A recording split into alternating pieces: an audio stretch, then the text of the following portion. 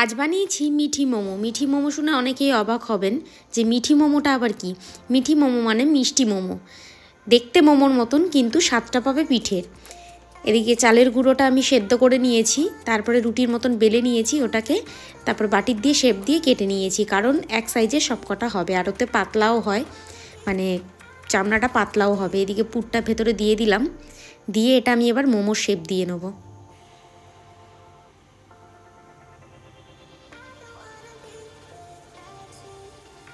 তারপরে যেইটুকু চালের গুঁড়ো বেঁচে গেছে আমার আর ধৈর্য কুলাচ্ছিল না, কারণ পিঠ ফিট ব্যথা হয়ে গেছিলো, সারাদিন বসে বসে ওই মোমো বানিয়েছি। এদিকে কাঁচি দিয়ে আমি চষি কেটে নিয়েছি। কি বানাচ্ছো? এটা দেখবি? হ্যাঁ, মোমো। মোমো এটা দাঁড়া তোকে দেখাচ্ছি। এটা হচ্ছে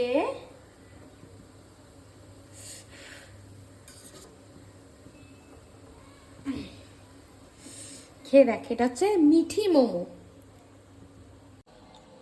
কেমন আছে দেখা? গরম।